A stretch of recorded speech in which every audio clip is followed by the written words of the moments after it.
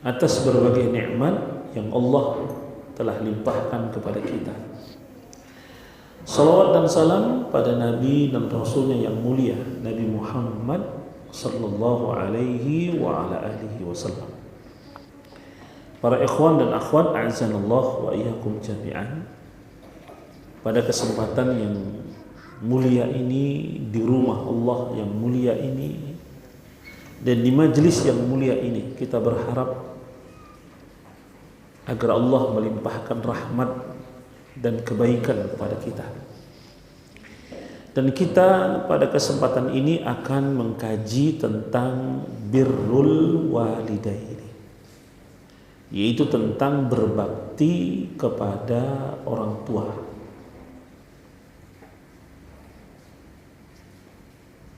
Sungguh berbakti kepada orang tua merupakan keutamaan yang sangat agung. Dan marilah kita pada kesempatan ini membahas bagaimana Allah tabaraka wa ta'ala menjelaskan kedudukan orang tua terhadap anak-anak mereka. Yang pertama, bahwa Allah Subhanahu wa ta'ala mengabarkan hak yang terbesar adalah hak Allah tabaraka wa ta'ala atas hambanya.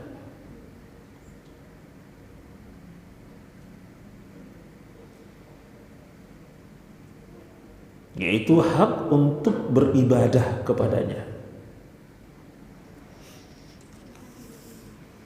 Dalam hadis yang sahih disebutkan Rasul sallallahu alaihi wasallam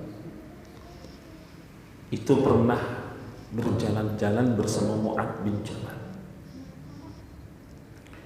Kemudian Rasulullah bertanya kepada Mu'ad bin Jabal radhiyallahu anhu, "Ya Mu'ad, atadri ma haqqullahi 'alal ibad? Wa ma haqqul ibadi 'ala Allah?" Wahai Mu'ad, tahukah engkau apa hak Allah atas hamba? Dan apa hak hamba atas Allah Ta'ala? Maka Mu'ad menjawab dengan adabnya, Allah wa rasuluhu a'lam. Allah dan Rasulnya lah yang lebih tahu.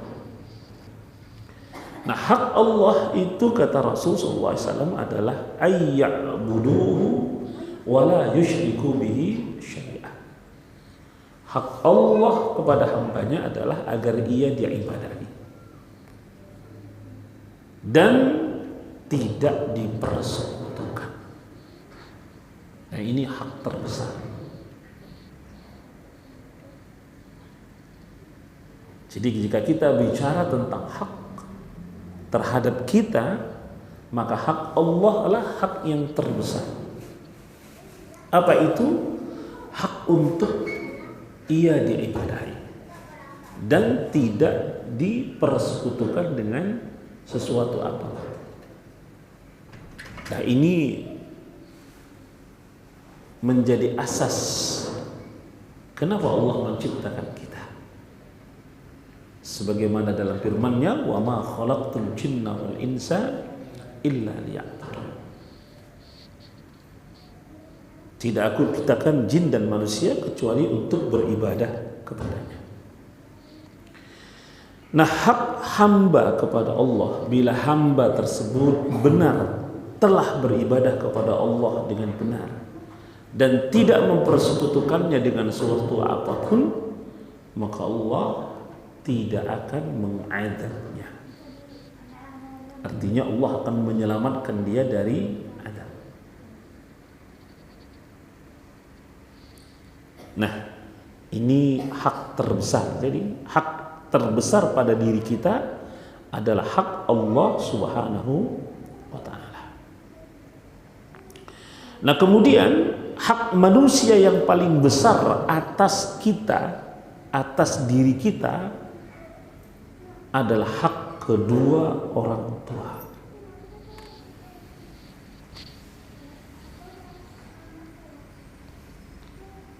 Nah, Allah Subhanahu wa ta'ala selalu setelah menyebutkan haknya, ia menyebutkan hak orang tua. Di antara firman-Nya, wa'budullaha wa la tusyriku bihi syai'a wa bil walidaini ihsana. Dalam surah An-Nisa ayat yang ke-36. Dan sembahlah Allah dan janganlah kamu mempersekutukannya dengan sesuatu pun, dan berbaktilah dan berbuat baiklah engkau kepada kedua orang tua, kepada ibu dan ayah.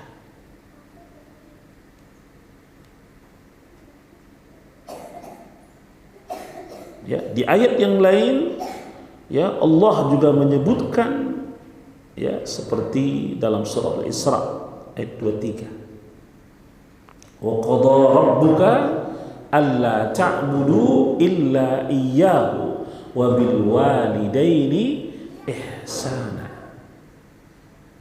Dan Allah telah mewajibkan kepada kita, pada hamba-hambanya,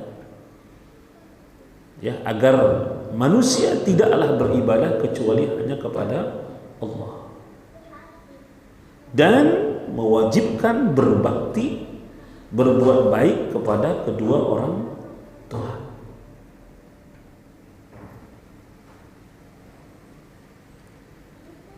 Ya, di ayat yang lain dalam surah Luqman Allah mengatakan wa wassaynal insana biwalidayhi husna. Dan kami wasiatkan kepada manusia agar mereka berbuat baik kepada kedua orang tua. Surah Luqman ayat 14.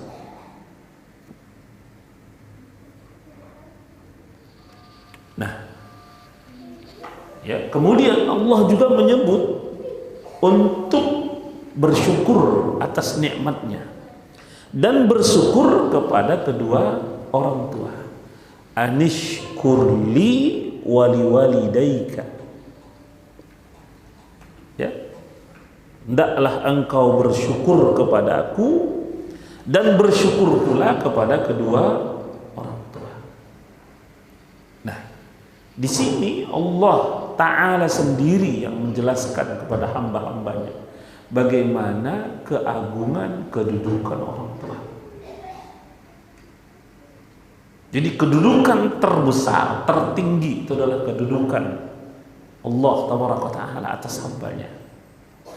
Apa? Dia ibadahi dan tidak dipersekutukan. Ini ayat yang kita bacakan tadi, wa'budullaha wa la tusyriku bihi syai'a. Nah, ini kedudukan tertinggi, hak tertinggi, yaitu hak Allah Ta'ala atas hamba-hambanya untuk beribadah kepadanya. Ya, dan kemudian Allah sebut larangan terbesarnya, yaitu jangan berbuat syirik. Nah, demikian juga sebaliknya, kewajiban untuk berbakti kepada orang tua yang berarti di dalamnya larangan durhaka kepada orang tua. Maka ketika disebutkan dalam hadis apa dosa terbesar, yaitu syirik, kemudian durhaka kepada orang tua. Nah, jadi kalau kita bicara hak terbesar, kedurhakaan terbesar sama ini.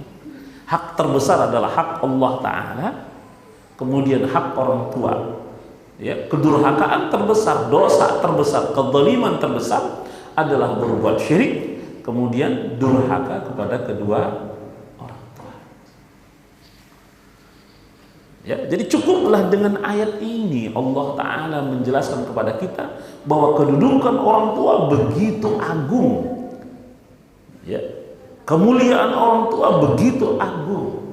Hak orang tua begitu besar atas anak-anak mereka setelah hak Allah Subhanahu wa Ta'ala. Maka wajar kalau kita juga dituntut untuk berbakti. Kita juga dituntut untuk berterima kasih, bersyukur.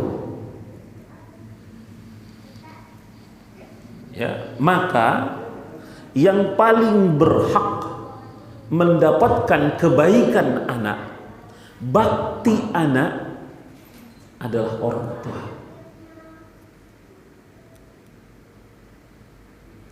Jadi jangan kita melakukan kebaikan yang terbaik dari yang kita pernah lakukan, yang kita punya, kepada selain orang tua. Walau itu kepada istri, walau itu kepada anak, orang tua lebih berhak mendapatkan itu. Nah, baik. Kemudian yang kedua kita sebut tadi kedudukan ya. Yang kedua, keutamaan berbakti kepada kedua orang tua.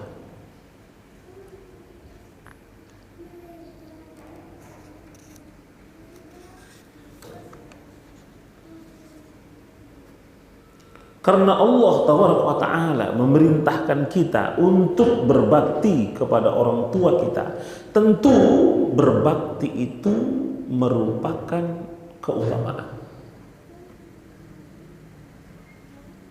Dan banyak sekali ya hadis-hadis Nabi Sallallahu Alaihi Wasallam yang menyebutkan kepada kita tentang keutamaan berbakti kepada orang tua. Nah, di antaranya yang pertama,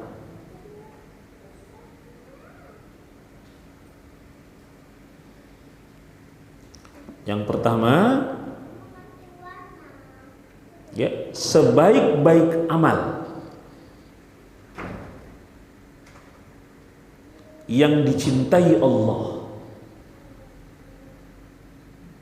setelah beribadah kepadanya adalah berbakti kepada orang tua.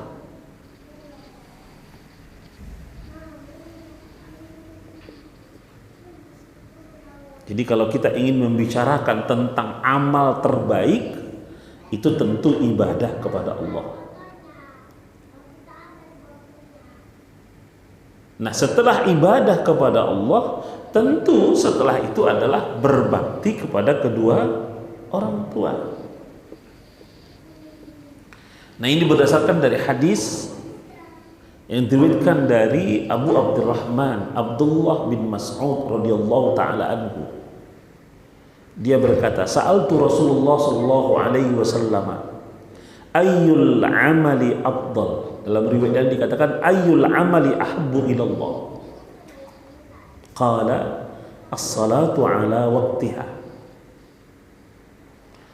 Qala qultu summa ayyu? Qala birrul walidain. Qala qultu summa ayyu? Qala al-jihadu fi sabilillah.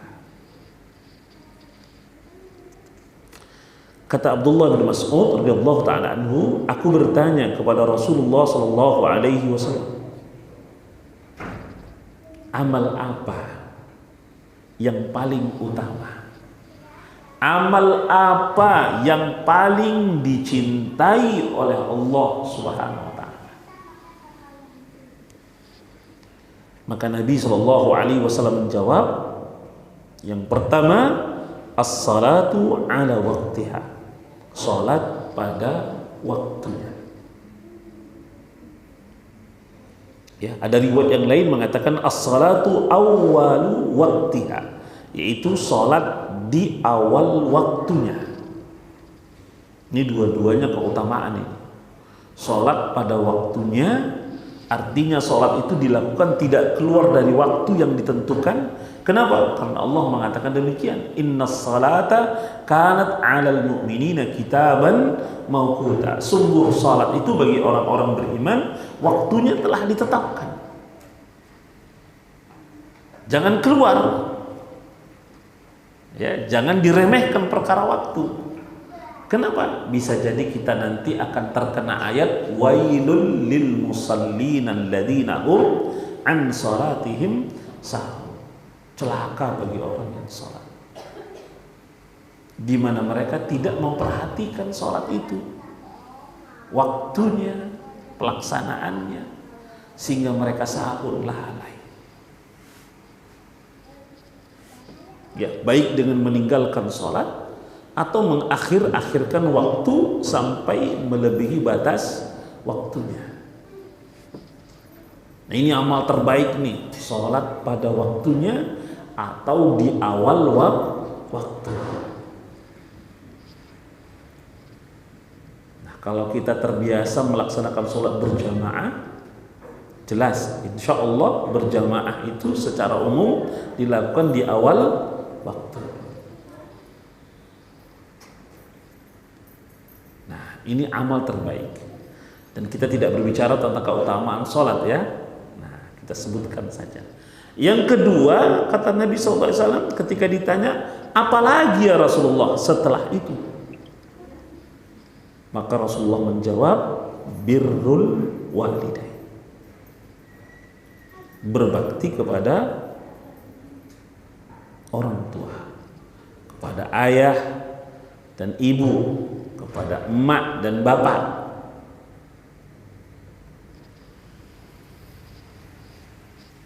Nah, lihat, bahkan berbakti kepada orang tua ini lebih utama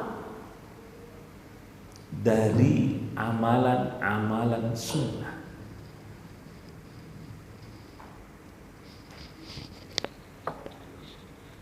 Lebih utama bahkan dari berjihad fi sabilillah.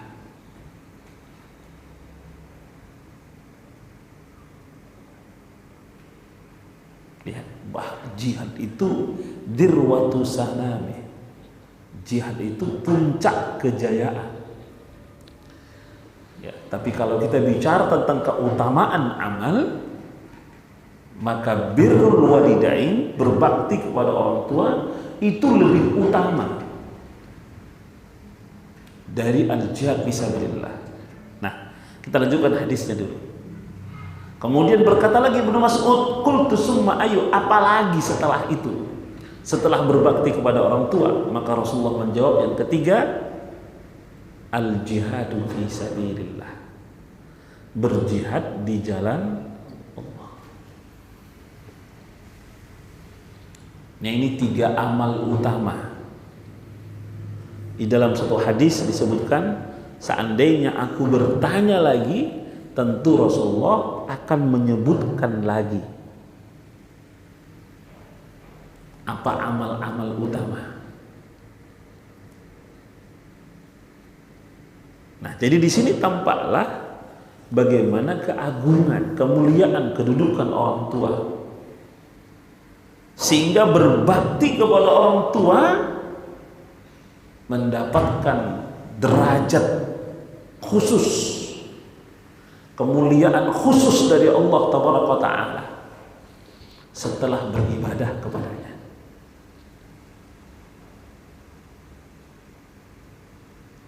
Ya.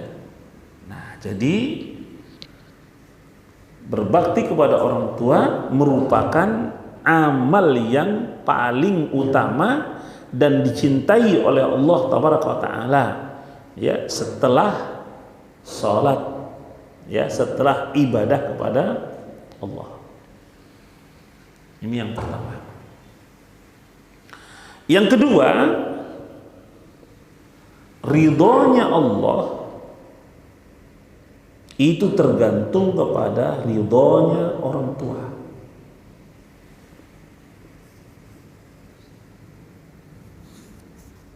Ya, ini disebutkan dalam hadis yang diriwayatkan oleh Imam Al-Bukhari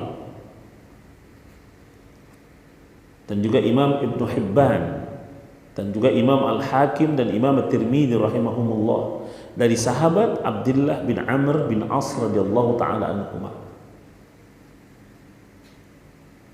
bahwasanya Rasulullah sallallahu alaihi wasallam bersabda, ridhar rabbi fi ridhal walidi wa sukhtur rabbi fi sukhtil walid.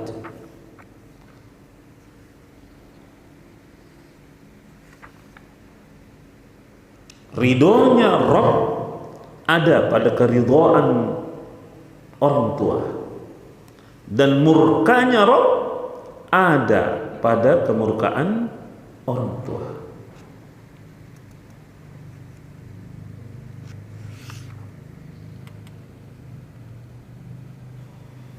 Lihat, siapa yang tak ingin diridhoi oleh Allah? Padahal surga itu diperuntukkan bagi orang yang Allah ridhoi.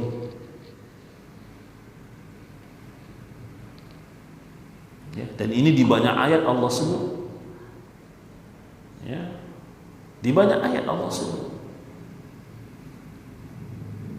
Lihat ketika Allah mengabarkan tentang as-sabiqun al-awwalun.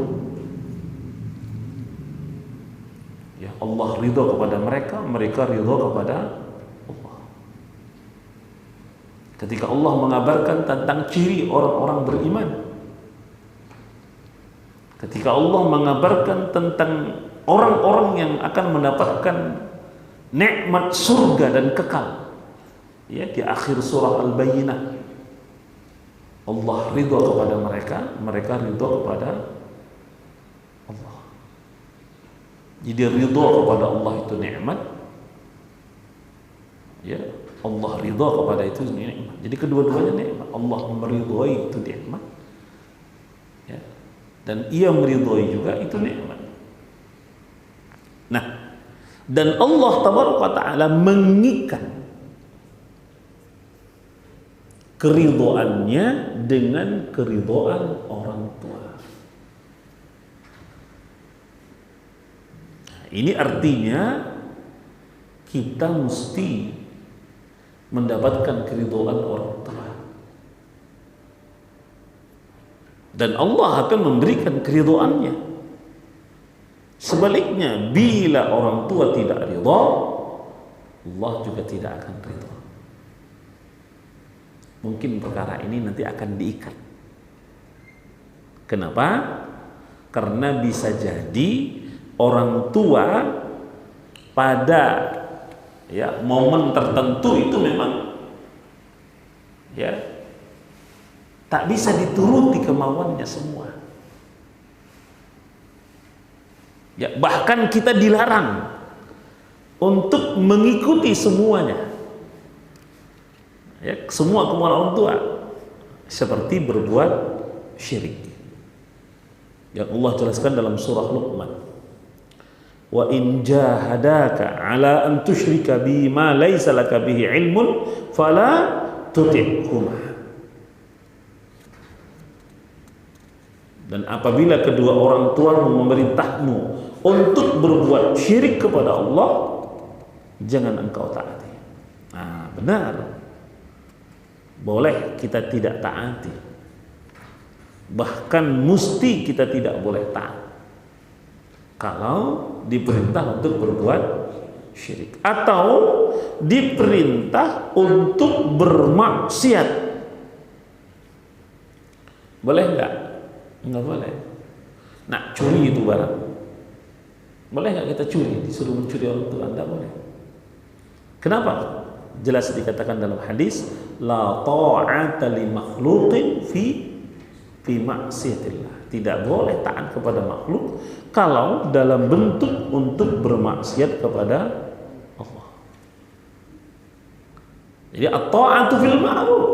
Ketaatan itu hanya dalam perkara yang ma'ruf. Namun tetap kita memang tidak taat untuk disuruh berbuat syirik, tapi tidak boleh durhaka. Bahkan kalau kita taati, wah, ini kita berdosa besar kepada Allah. Bahkan dosa terbesar, karena artinya sama-sama berbuat syirik. Nah, jadi kalau kita diperintah untuk berbuat syirik oleh orang tua, nggak boleh taat. Demikian juga kalau diperintah untuk berbuat maksiat, nggak boleh taat. Ya, tapi Allah mengatakan kaidahnya wasahibhuma fid dunya ma'ruf. Pergaulilah kedua orang tuamu dengan cara yang ma'ruf selama di dunia. Jadi artinya Allah telah menyebutkan kaidah bahwa, ya, walaupun orang tua kita itu kafir, ya, dan dia bahkan menyeru kita untuk berbuat syirik, tetap tidak boleh durhaka. Tetap berbakti kepada kedua orang tua. Ini Allah sebut dalam surah Luqman ya, ayat yang ke-15.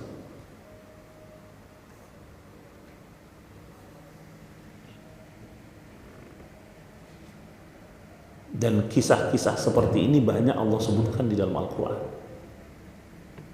Dan disebutkan di dalam hadis-hadis Nabi SAW. Nah, kita ambil satu contoh ya. Hadis dari Sa'ad bin Abi Waqqas radhiyallahu ta'ala anhu. Dia pernah bercerita.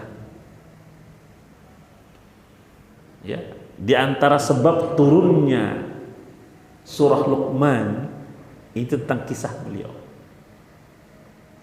Apa kata beliau? Ibuku telah bersumpah untuk tidak makan dan tidak minum sampai aku meninggalkan Muhammad sallallahu alaihi wasallam. Karena Sa'ad bin Abi Waqqas masuk Islam, ibunya masih kafir. Lalu Allah tabaraka wa ta'ala menurunkan ayat, sekiranya keduanya memaksamu agar kamu menyekutukanku dengan sesuatu, surah Luqman tadi sampai akhir, maka janganlah kau taati, tapi pergaulilah keduanya dengan baik di dunia. Surah Luqman ayat 15.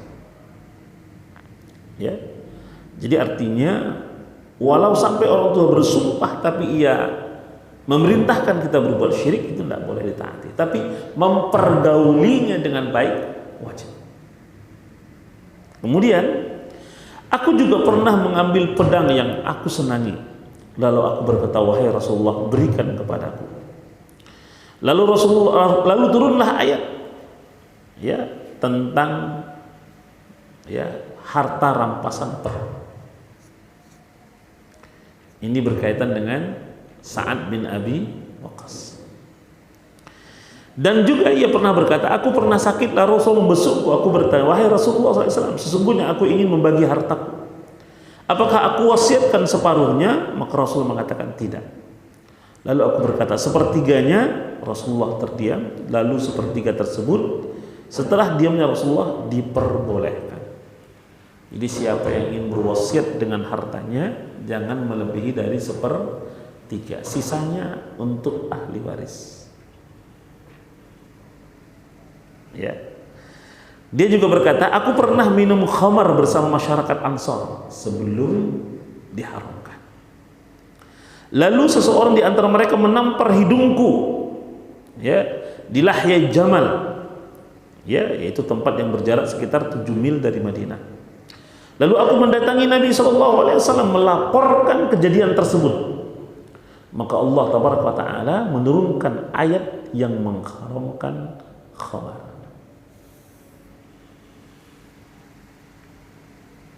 Ya, nah jadi dulu khamar itu sama judi itu belum haram di awal-awal Islam sampai hijrah ke Madinah. Maka ada ayat yang turun, yas'alunaka 'anil khamri wal maisir.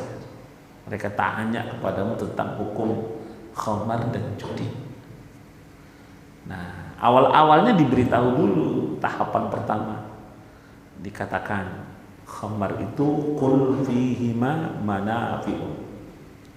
Ya, di dalam khamar itu ada manfaat. Ya, tapi wa isbuhuma akbar min naf'ihima. Tapi keburukannya lebih besar dari manfaat. Nah, diajak berpikir dulu. Nah, kemudian turun lagi ayat. Wala taqrabus salata wa antum sukara. Jangan kau dekati sholat saat engkau sedang mabuk. Belum haram kan? Belum. Nah, baru turun innamal khamru wal maisiru wal ansab wal azlam rijsun min amali syaitan fajtanibu. Sungguh khamar, judi, ya, apa lagi? Iya. Nggak boleh undi nasib, boleh nggak? Nggak boleh. Kemudian apa? Ya, undi nasib nggak boleh. Nyembah patung boleh nggak? Enggak boleh. Itu amal perbuatan syaitan. Jauhi. Ya. Nah, baik. Kita kembali kepada berbakti kepada kedua orang tua. Nah, baik. Kita sudah sampai tadi bahwa ridhonya Allah ada pada ridhonya orang tua. Ini hadis sahih ya, rawahu Al-Bukhari. Diriwayatkan juga oleh Imam Ibnu Hibban wa Tirmidzi wal Hakim. Yang ketiga, keutamaan berbakti kepada orang tua. Dengan berbakti kepada orang tua akan menghilangkan kesulitan, kesusahan.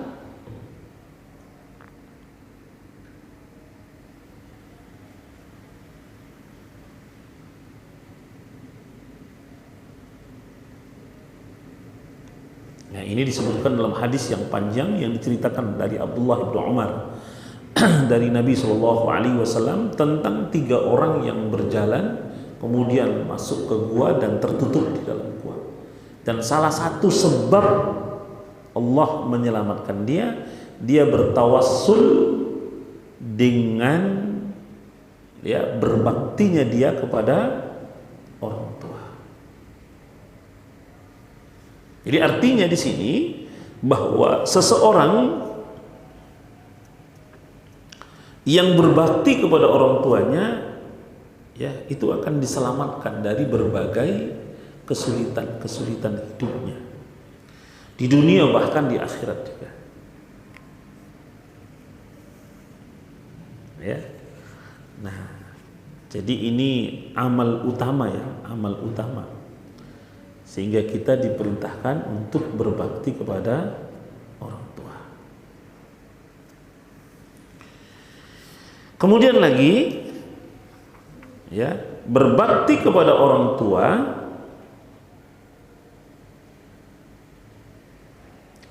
akan dilapangkan rezeki dan dipanjangkan umur.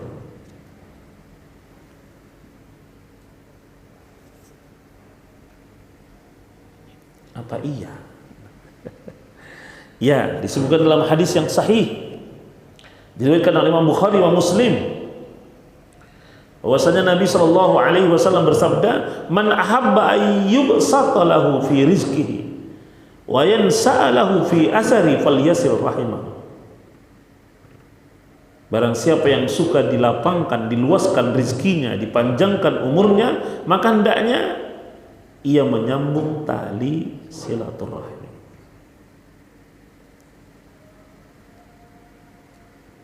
Atau silaturahim.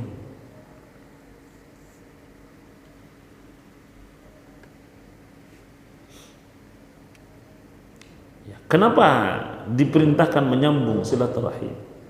Ya, orang yang paling berhak untuk disambung silaturahminya adalah orang tua. Tidak ada manusia di muka bumi ini yang paling berhak untuk kita sambung, kita jalin hubungan melebihi orang tua.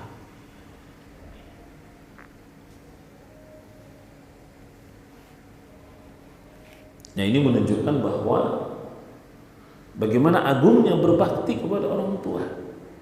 Dengan sebab berbakti, Allah Ta'ala akan lapangkan rezekinya. Ya, Allah Ta'ala akan panjangkan umurnya.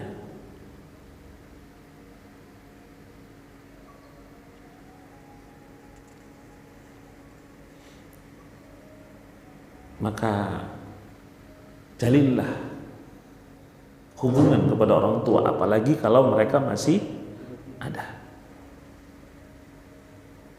Ya, jangan sampai disia-siakan. Nah, yang kelima, di antara keutamaan berbakti kepada orang tua akan menjadi sebab dimasukkan ke dalam surga oleh Allah Tabaraka wa Ta'ala.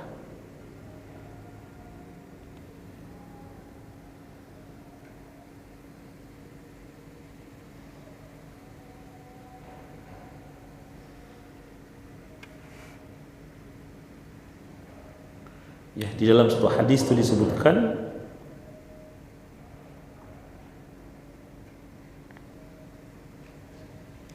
bahwa orang tua itu adalah awsatu abwabil jannah.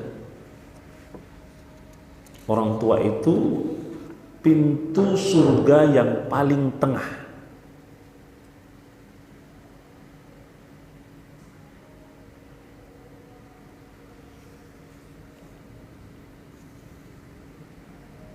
Nah, kita mau masuk, maka cara yang paling mudah masuk surga itu adalah masuk dari tengah. Ya, apakah mau kita tutup atau mau kita buka?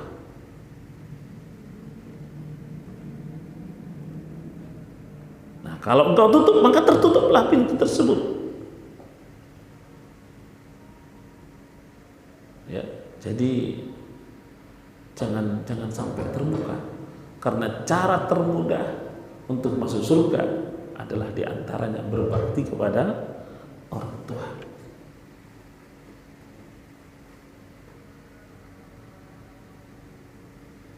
Ya. Kemudian ya, dengan berbakti kepada orang tua, doa anak itu akan mustajab.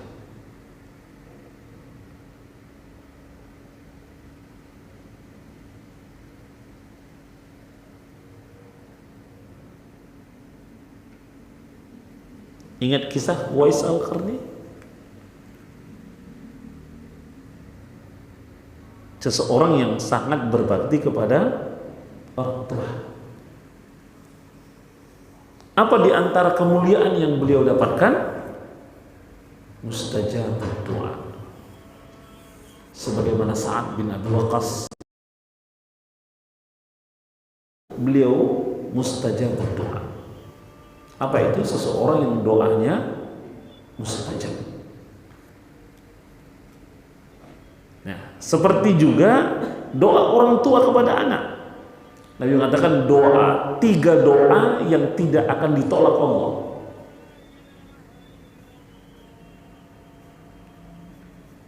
Ya, doa siapa aja itu? Da'watul mazlum, doa orang yang terzalimi. Kemudian doa orang tua, da'watul walid liwalidihi, doanya orang tua untuk anak. Dan da'watul musafir, doa orang yang sedang safar.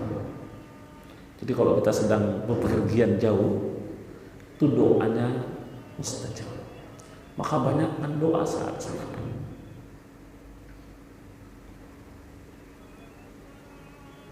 Ya. Nah, demikian juga dengan sebab berbakti kepada orang tua, orang tuanya akan diangkat derajatnya di surga, di sisi Allah Tabaraka wa Ta'ala.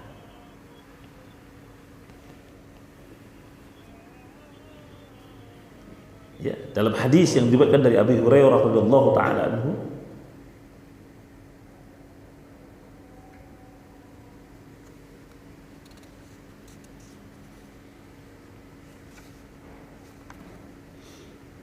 ada seorang tua yang derajatnya ditinggikan.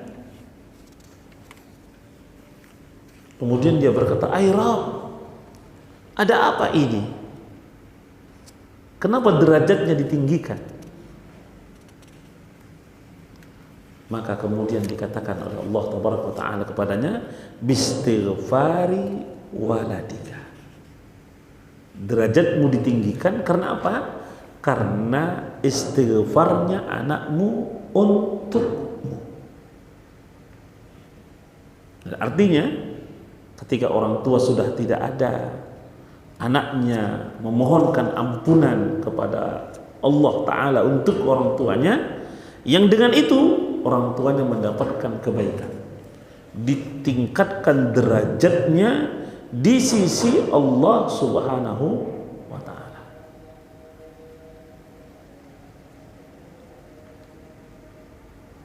Ya.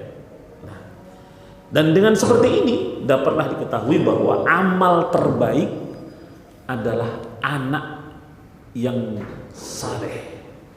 Kita sambung nanti pada salat. Assalamualaikum warahmatullahi wabarakatuh.